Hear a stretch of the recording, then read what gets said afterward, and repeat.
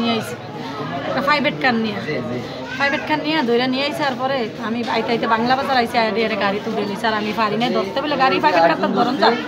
পরে আমি সকালে আমি কইতে আমার শ্বশুর বাড়ির এলাকার যায় দেখি কি ঘটনা।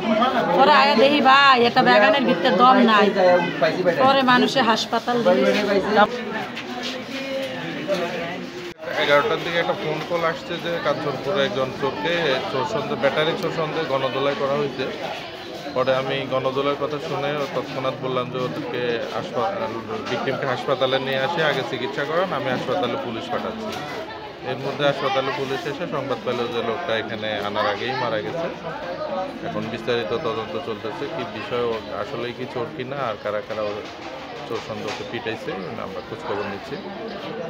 কাউকে সন্দেহভাজন কাউকে আটক করা জিজ্ঞাসাবাদের জন্য না এখন কাউকে আটক করা হয় নাই। আমাদের কার্যক্রম চলতেছে, আমরা পরিস্থিতি সাপেক্ষে তদন্ত সাপেক্ষে। প্রাথমিকভাবে এটা হত্যা, এটা তো প্রমাণিত হয়েছে নাকি প্রাথমিকভাবে? চোর হোক আর যাই হোক, যেহেতু তাকে পিটিয়ে মারা হয়েছে এটা তো এক প্রকার হত্যাকাণ্ডই।